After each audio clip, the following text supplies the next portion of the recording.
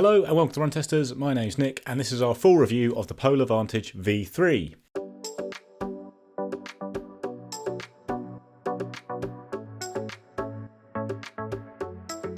So, three of us have been using the Vantage V3 for over a month now. This is Polar's new top-of-the-range sports watch, replacing the Vantage V2. It's got a host of upgrades that make it probably the best watch Polar has ever made, and really help it now to compete a little bit better against the best watches on the market from other brands.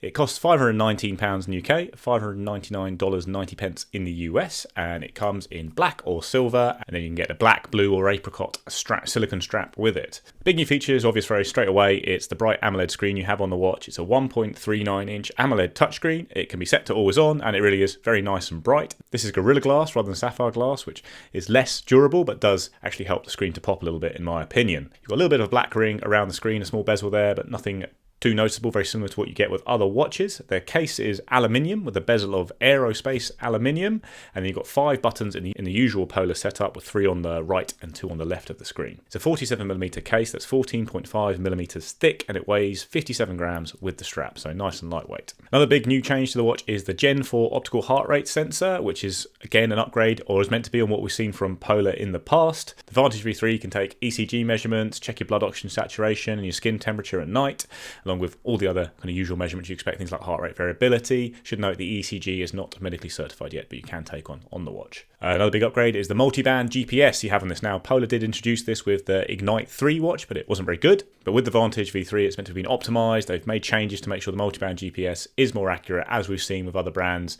like Garmin, Suunto have all introduced very accurate multi-band watches in recent years. Big new software update on the watch is that it now has colour maps on the watch, which you download via the website. You can get turn-by-turn directions as well if you use routes created on the Komoot app, which then share automatically across to Polar Flow, which then goes onto the watch. You've got Bluetooth connectivity for third-party sensors, but not ANT+. You've got WR50 waterproof rating, barometer, virtual flashlight, but not a built-in one like on some Garmin's these days. And then you've got a few smart features like music controls and a weather forecast app. Quite a nice weather forecast app, in fact. Battery life is listed as 8 days on a charge, although that will come down if you have the always-on screen enabled the whole time. And then you're going to get over 40 hours of training time with dual-band GPS. Estimates slightly vary. That's the most accurate mode, though, so getting over 40 hours, somewhere between 43 and 47, is pretty impressive, and it will go up to 140 hours of battery in various power-saving sports tracking modes. So 3 things I like about the Polar Vantage V3. The first thing I'm going to start with is the performance and the overall improvements in terms of using the software. Now, I think it's fair to say that with the previous generation Polar watches in general, they've all felt a little bit laggy, and I've been using this alongside the Forerunner 965 and also the Suunto Race, and the Suunto Race for me was pretty laggy in my experience. The 965 is very slick, and the Polar Vantage V3 is definitely as slick as something like the Forerunner 965 in terms of kind of getting around the menus, kind of interacting with the interface. It's a massive improvement of using this watch day to day, and it's something that Polar needs to do, and I'm glad that they've addressed that issue with the Vantage V3. So that's definitely something that has massively stood out in a positive way for me in my time with the Vantage V3. The other thing for me is probably GPS performance. Now, I thought it was a bit weird when Polar added the dual kind of frequency GPS or dual band GPS on the Polar Ignite 3. It didn't really make sense. Felt like it had to come to the Vantage. Now, it has come to the Vantage, and I do think it has performed very, very well for me. As I said, I've been using this with the Suunto Race, the Garmin Forerunner 965, using this dual band mode against those dual band modes, and I found it very good overall. And I've actually seen against the 965, particularly in areas where I've been kind of tracking near tall buildings, where actually the Vantage V3 has performed a little bit better for me as well. I do find in general that it does maybe smooth corners a little bit more than the 965 and maybe the Suunto in general, but I have seen examples of where it's performed really well and performed better than the 965, which, you know, the Garmin's multi-band mode I consider the best in terms of, you know, up there with Suunto and the Apple Watch Ultra in terms of dual band performance. I think the Vantage V3 holds up very well from that point of view. So if you've been looking for a GPS boost, and Polar bringing the Vantage 3 in line with other top-end kind of premium multisports watches, and I feel that the dual band support on the Vantage V3 is very good here. The other thing that I really like here is the sleep tracking, and the sleep tracking hasn't massively changed, but I think more to do with the fact that the sleep tracking doesn't see the same level of battery drain that we've seen on the Polar Vantage V2 previously. Now, I think for me, in terms of sports watches, in terms of running watches, the Polar Vantage series or the Polar watches have in general delivered the best sleep tracking performance in terms of accuracy, in terms of reliability, and I use it against other sleep trackers to kind of test that. You can only really go into medical labs to get the supreme accuracy, but I found that it's been mainly best in tune in terms of my sleep time. And as I said, the battery life isn't severe, and you're getting a lot of rich sleep metrics that I think take these watches into where they need to be in terms of thinking about recovery and sleep and recovery and doing that correlation. I think the Polar offers a lot on that front. I think you can take things from it that actually can be useful in terms of making decisions about your training. And I think, as I said, I think the reliability and the performance of the sleep tracking is very good. The battery drop off from sleep tracking and all the sleep features that Polar offers isn't as bad or severe as a Vantage V2. So that's something that I really like about Polar's ecosystem. And it's also something I think it's improved in terms of the kind of drain that you're seeing, and allowing you to get that really accurate sleep tracking, power those features that it does in a really nice way, but also make sure that you're getting that good battery life that I have seen on the Polar Vantage V3. My first like with the Vantage V3 is the design. It's a really nice looking lightweight watch. I love the way the screen looks on this watch compared actually to sapphire watches of AMOLED screens. It feels brighter and more colourful to me on this watch. The case is really lightweight as well. Buttons work well. I haven't had any lag when moving through the various menus on the watch. User interface is just okay. Polar could probably do a little bit more with this and actually get some better watch faces on there to take advantage of the AMOLED screen, but all in all, I think the design is a win. The Vantage V3 is a really good looking watch and a very pleasant watch to wear at all times. Second like for me is that the GPS is so much more accurate than what we've seen from Polar in the past. The multiband GPS on the Ignite 3 was really poor, wasn't really better than standard GPS, and even on the old level of standard GPS, I felt like Polar was slightly less accurate than other brands at times.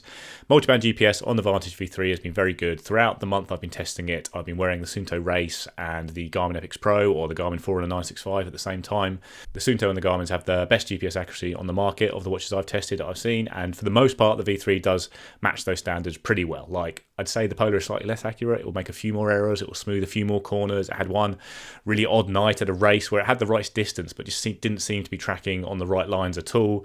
So yeah, it's not quite as good as those, but I'd say overall it is very accurate GPS. You can rely on it day in, day out, and I've used it as the only watch I've had for important workouts on the streets instead of on a track or something like that, and I do think it's got good enough GPS. And then the maps, they are really nicely done on this watch, and they're really bright and colourful on this screen. Like when I was using the three watches all with maps from different brands at the same time, the Polar maps really do stand out on this screen. They're very bright, very colourful, easy to follow. Getting the maps on, you have to plug the watch into the computer, which is a bit of a faff, but actually it's faster to do that than download them wirelessly like you have to with Suunto, so it does make it a bit easier to get stuff across onto the watch. And overall, yeah, it's a really good and important addition from Polar here. I hope they continue to improve it, perhaps by making routing a bit more easy on the watch. Like, there's no in-app route builder with Polar, whereas there is with Suunto and Garmin and others. And if you're not getting the routes on via Komoot, then you're not getting turn-by-turn directions. So they can improve it still, but the maps and the navigation are a big plus on the V3. So I've had the Vantage V3 on my wrist for a good month now, and overall I'm impressed. This is a good-looking, well-designed watch, but the hero is undoubtedly the big AMOLED screen you've got here. Now, don't get me wrong, I can live without an AMOLED screen on my running watches, but it's a really nice thing to have, well, when you do have it. Now, the V3 is still unmistakably Polar by design. It's nice and light to wear 24/7, and despite the fact that you've still got a little bezel, there's still decent screen real estate for all your stats. The accuracy for the heart rate and GPS has been great for me so far as well, so this is definitely packing more than just a pretty face. Now, speaking of the face, the first thing I'm going to say is my likes is that screen. Now, as I said, I wouldn't recommend a watch just for having an AMOLED screen, but the display is a big step forward here for Polar when it comes to display quality. It's bright, it's sharp, and the touchscreen is nicely responsive. Still a little bit of bezel here, so not quite Apple edge to edge yet, but it's legible in all conditions, and it just brings your metrics up a level, and it brings those maps to life as well in a way that duller old school screens don't. I also salute the fact that Polar have attempted to try and improve the customization here, though it's limited, but you've got things like you can put some tappable widgets on the face. Garmin does customization better, but this is hopefully a signal of intent from Polar to give us more options in the future. I'm also a big fan of the accuracy. In my tests in full accuracy mode, using that dual frequency up against the Suunto Race and a Garmin Forerunner 965, the V3 performed really well. Not just on the total distances clocked, but also when you dig into the tracks and trace details and look at those GPS paths as on maps. It's been a good match for both those rivals with not too many stray traces through buildings or onto the river and things like that. It's been good on heart rate for me too. I've put it up against the Polar H10 chest strap, the Forerunner 965 and the Suunto Race optical, and a £400 Frontier X2 chest strap, and the V3's optical sensor has also been very good. On the slower runs, it matched the H10 extremely well. On intervals, it performed far better than the Suunto Race optical, which was quite laggy. But whichever watch you buy, if you want more accurate data, get yourself a chest strap. That's my recommendation. Optical's good, but it's not going to replace that. Now, the other thing is better overnight and off-run battery life. One really notable thing Polar seems to have fixed here is the tendency for its watches to rip through battery life overnight. And when you're not running, in my test, I've had just 3% on average burn each night from the battery. That's with all the tracking switched on, and anywhere between 2 and 6% during the day outside of my training. That's with the always on screen switched off though. Now, I've been generally impressed with the battery life performance on the run too. 1 hour run in the highest accuracy GPS mode averaged just 3%. That's more than a match for the Garmin Forerunner 965 and the Suunto Race, though I don't get near the 61 hours runtime that Polar claims overall on this watch. Now, one word on some extras as well. I'm a regular user of Komoot for planning adventures, and I also think it's a nice touch getting 1 free Komoot region and 60 days free Strava thrown in with this watch. Just a little bonus. So one of the things I was less keen on was the low power GPS accuracy. Now, I know that accuracy suffers when you flick into low power mode, saving battery basically by buzzing the satellites at a lower frequency. But in my test, Polar's low power mode has performed so badly that at times the data is essentially meaningless. Now, I'm talking about being miles out, GPS traces going straight line, sort of crow fly style across the map. Now, in ultras and the long distances that I like to run, the accuracy matters less, but it has to be anchored in some kind of reality. And I've not had that here sometimes on the runs. And it means that in the longest battery life billing, it's also a bit meaningless because you can't guarantee any of that accuracy for the battery life. The other thing is the strap. Once you've gone nylon and adjustable like you get on the Garmin Enduro and even the slightly scratchier Coros Pace 3, it's really hard to go back. And as much as it might seem fussy, I find the Vantage V strap just isn't that comfortable now. I find I have to adjust it a lot to get a good fit for workouts, but then loosen it to avoid it being too tight for daily, where if you forget to do that, it gets quite uncomfortable. Now, for £500 plus, I want comfort. The Garmin Forerunner 965 suffers the same to a certain extent, but I think it's slightly softer and nicer to wear than this one is. Syncing as well. I've had major issues with pairing my Vantage V3 to my iPhone and then syncing the data with the Polar Flow app. Too often I get back from a run to find the watch pairing isn't working anymore, and I have to start everything from scratch, deleting the Bluetooth pairing, reconnecting the whole thing. And now even when I'm successfully paired and connected, I find having to push a button to instigate the data sync a bit of a bind. Okay, it's sort of small fussy things again, but the whole thing just isn't as easy as Garmin's auto upload. Yes, Garmin's isn't infallible either, but it is less buggy than I've found with the Polar Vantage V3. So the 3 things I don't absolutely love about the Polar Vantage 3 in my time with it, I would say the first thing for me is that I think Polar obviously offers a lot of training features, but I find it a bit overwhelming in terms of level of analysis. I think it could do a better job of communicating some of that, very useful, insights and those metrics, but also I think just in a more easy to understand way, where I think that maybe somewhere like Garmin does offer that and offers that rich analysis as well too. But I think in terms of giving you that information, presenting it in the app, but also in the watch or on the watch itself as well too, I think it could learn or could look to improve that experience, I think, overall. Because I think it does obviously clearly offer some really nice, useful insights, but I just think in terms of me taking them on board, I found it challenging to do. And I think there's elements that I quite like, but also I think as a package, I think it just needs to work a little bit better in terms of the way it communicates those training insights ultimately for me. The other thing I didn't absolutely love, so we've got this new Elixir kind of sensor array, and that brings in a load of other kind of sensors and metrics as well too. But ultimately for me, I was seeing an improvement in terms of the heart rate monitoring performance. And there has been instances when it's been absolutely fine. I've raced with this watch against heart rate monitor chest strap, it was absolutely fine, but it's also been kind of steadier runs that I've done where the average and max heart rate readings and the heart rate graphs haven't really matched up to a heart rate monitor chest strap, so I haven't really seen that massive improvement. Now me, personally, I would always use a heart rate monitor chest strap anyway, if I'm relying on that heart rate data and that fueling the other insights that these watches like the Polar Vantage 3 can offer you. But ultimately for me, I was hoping to see an improvement because there was an upgraded optical heart rate sensor here. I've just not seen it for me in my time with the Polar Vantage V3. So yeah, the heart rate monitoring performance from an exercise point of view, I'm not really seeing the massive gains from the Vantage V2. And then the other thing probably, and it's a minor one I'd say, because generally my experience has been very good with the Polar Vantage 3 overall, is that you do get some odd kind of connectivity quirks here with the V3, and it seems to disconnect itself from my phone quite a lot, which means having to kind of, you know, very regularly kind of manually sync it, and, you know, to get the other kind of additional things that you would get from it, whether it's notification support, the weather features as well too.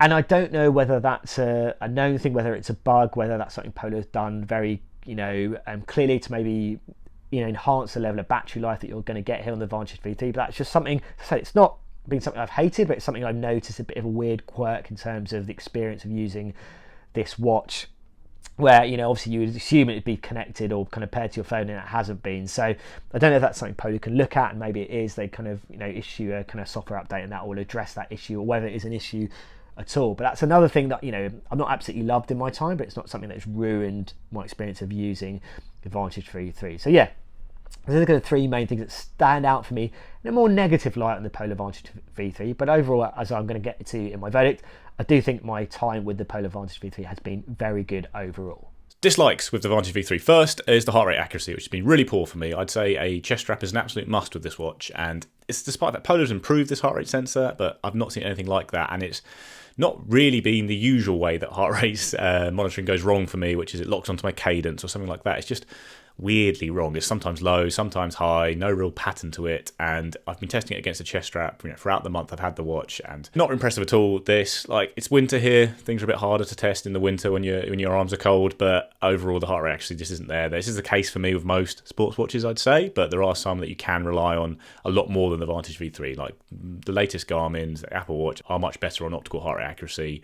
Just not seen it at all with the Polar. Next up is the price. Now, we're going to talk about the price more in the verdict. That's usually where I talk about price of watches, but it's one of the biggest dislikes with this watch because it is a really good watch, has a lot of good features, but the price is too high. It's putting it against better watches, basically, and that's the problem it's going to have, I think. Again, we'll come on to it in the verdict, but it's the same price as the 965 in the US. It's significantly more expensive than the Suunto Race. It's a very expensive watch, and you are putting it against simply watches that have more features or watches that have the same features but do them a bit better, and that's going to be a big problem for the Vantage V3. It's probably going to be its biggest problem because I have really enjoyed using the watch, but the price is too high. A relatively minor complaint this one is the battery life is not great. Like, always going to be a problem with AMOLED watches, I'd say, but in always on mode, the Vantage V3 is looking at like 3-4 days for me when running every day, and that's not terrible. That's okay for a watch that looks this good, and if you turn the always on screen off, it will get towards 7 days, but actually, we're already seeing advances in this area, and the Suunto Race and the Garmin Forerunner 965 last the same amount of time as the V3 when they have their screens always on, and the V3 doesn't. And when they're not in always on mode, they'll go for over a week comfortably. So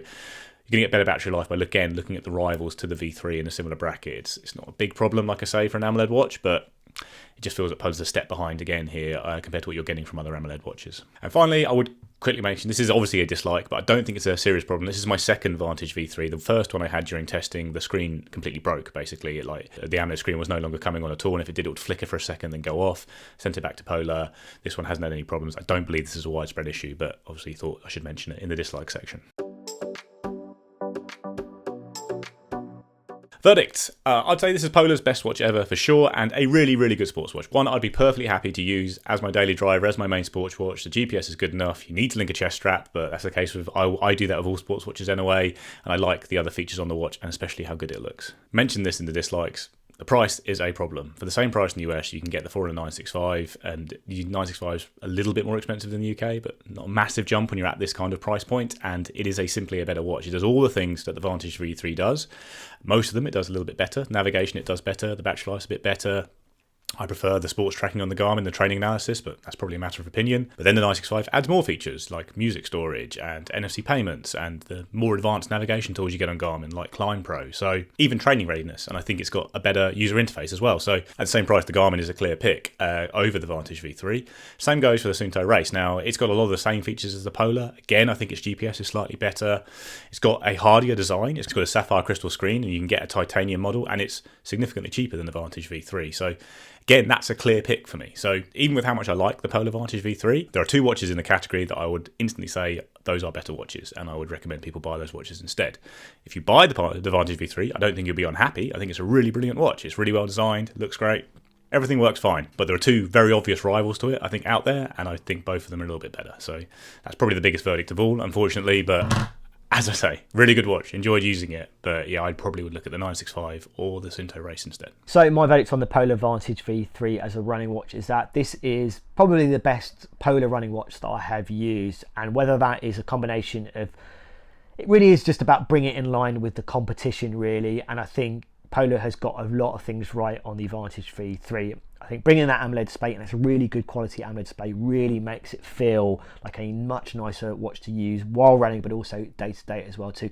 And for me, it's that performance boost, really kind of what pulls everything together and making that software nice to use. That is a massive plus for the the Polar Vantage 3 and the Vantage series in general. But crucially, you've got the performance there as well too, whether it's that dual band GPS, whether it is that kind of battery life performance with the AMOLED display as well. I think it's pretty solid overall, and I think race to wake, always on, I think it across those two kind of uses, it works really well and performs really well. And while the heart rate monitoring and that promised improved performance or accuracy hasn't really been there, you've got that support to use a external heart rate monitor test app, and I think most people should do that if you are relying on heart rate training anyway, or heart rate based metrics. So I think for me, all the ingredients here make it a much better watch to use for your runs, and a top end Polar watch to match what else is out there. Now I've been using the Suunto Race and the Garmin Forerunner 965 side by side with this watch, and we'll do another video on those three watches. But ultimately, what I'd say is the only thing that's really pulling me back to the Garmin Forerunner 965, I think, is the approach to the training analysis. And I think, as I mentioned in my things I don't absolutely love, I think the approach of Garmin's kind of training analysis, how it presents that information to you on the watch, but also off the app as well. But mainly what you get on the watch, I just think works a little bit better on the Garmin watch. But I think the Polar Vantage 3 as a whole is a massive improvement of the Vantage V2, a much better watch. It is more expensive in the US, but it is cheaper than the Garmin Forerunner 965 in the UK. And I think if you're looking from that perspective, it's a nice alternative to the Garmin Forerunner 965. I would still be going for the Forerunner 965 as a package. Also, you have to factor in the Suunto Race, which is cheaper than both of these. But I would probably, just because of the performance issues I've seen in terms of the software in the Race, I would probably still be looking at the Polar Vantage V3 if I was picking between those two watches. But between the three, I think the 965 just pulls me back a little bit because of the approach to delivering the training analysis and metrics that you get there, all while you're getting the performance, the AMOLED display, and the kind of richer smartwatch experience as well. But ultimately, I've had a really good experience with the Polar Vantage V3. If this was the watch I was using for my runs going forwards, then I'd absolutely be happy with that. And I've not been able to say that with previous Polar watches, but I think that's massive credit to Polar for making improvements, recognising they had to bring it in line with other watches around this price. And yeah, as I said, a great running watch from Polar, definitely the best Polar running watch I've used in a long, long time. So Polar has produced a very good watch here. It's not perfect, but it is a huge improvement over the Vantage V2. And I personally think there's a great deal here to rival the Garmin Forerunner 965. The AMOLED screen is undoubtedly the hero, but I think the overall design and the general look is good. It's nice. It looks slick on the wrist. The GPS and heart rate accuracy has been really good for me. And I've always been a fan of the way Polar serves up its training and recovery data. I also really like the unique tools that Polar brings, like FuelWise, to help you with your fueling. Okay, on balance of build, battery, accuracy and breadth of features, it's probably not quite as good overall as Garmin's top Forerunner. And there are definitely some issues with syncing, and I've seen lots of reports of people having screen bugs and problems out there. If you go into the Polar forums, you'll see that. But it is £80 cheaper. Is it better than the new Suunto Race, a fellow AMOLED rival as well? Well, I think it is, but then the Suunto is considerably cheaper still, and it's definitely worth checking out our full review of that one on the channel before you invest in this one.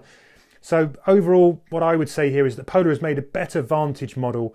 It's probably not quite as good as the flagship Forerunner, but it's a very capable watch, and I would be keeping an eye. When this one drops in price in a year's time, it will definitely become a whole lot more competitive. Very, very solid, good performer. Probably wish it was a little bit cheaper right now, but well worth a look. Okay, that is our review of the Polar Vantage V3. Let us know what you think in the comments below. Please like and subscribe, ring the little bell, and we'll see you next time.